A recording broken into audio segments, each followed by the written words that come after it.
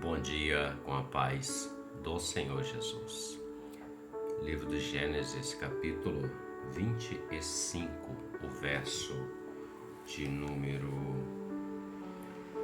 21.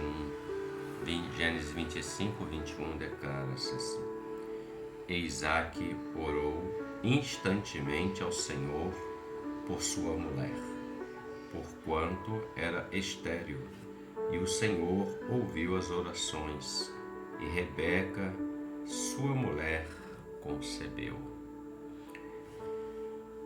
Isaque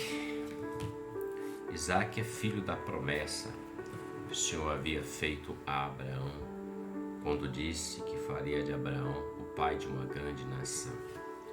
E nós podemos observar no contexto bíblico que sempre vai falar o Deus de Abraão, Isaque e Jacó.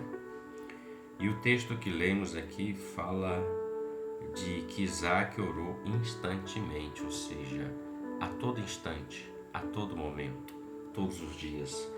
Isaque orou por Rebeca, sua mulher, porquanto ela era estéril e não gerava. E o texto diz que o Senhor ouviu as orações, no plural, de Isaque, e a mulher dele concebeu, nasceu, ou seja, gerou filhos, melhor dizendo.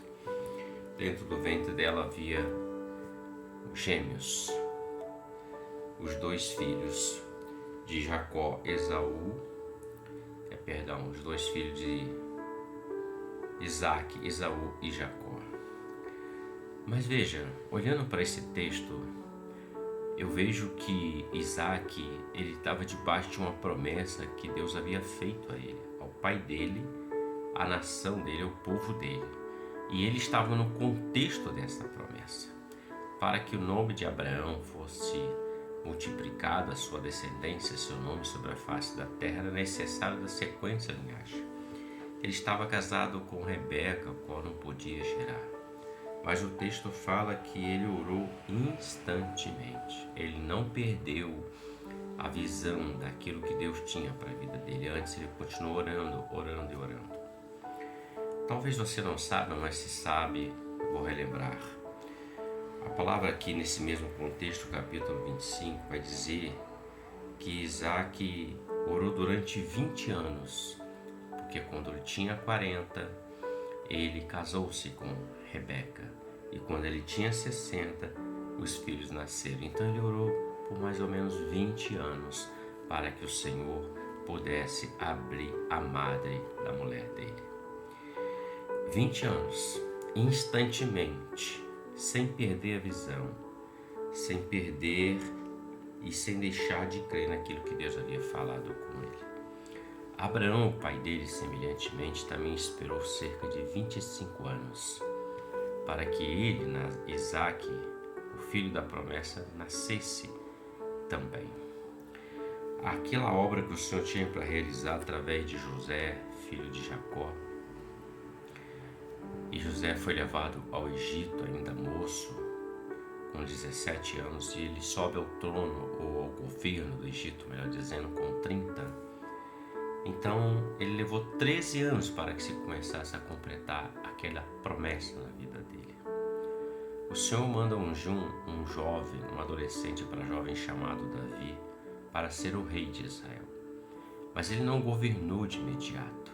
Antes ele esperou o tempo certo, até que Saul partisse e ele pudesse reinar no lugar de Saul. Isso cerca de 40 anos, diz a palavra. Olhando para esses homens de exemplo da fé, da palavra, homens que estavam debaixo de uma promessa, assim como todo aquele que ouve a voz do Senhor, escuta e obedece, está debaixo de uma promessa. Você está debaixo de uma promessa, eu estou debaixo de uma promessa, a nova Jerusalém, a vida eterna com Cristo. Eu vejo, Isaque orou instantemente, Abraão não deixou de levantar seus altares e servir ao Senhor. José, apesar de estar no Egito, o Senhor sempre estava no coração dele. O Egito nunca entrou no coração dele. E Davi, mesmo em perseguição, ele não deixou de servir ao Senhor. Olhando para esses homens, eu vejo um ponto comum entre eles, ou seja, a fé. O tempo não matou a fé deles. Eles não permitiram que o tempo, a espera, matasse a fé, a promessa na vida deles. Eles alimentavam essa promessa, essa crença com a fé deles, mas não era de qualquer jeito.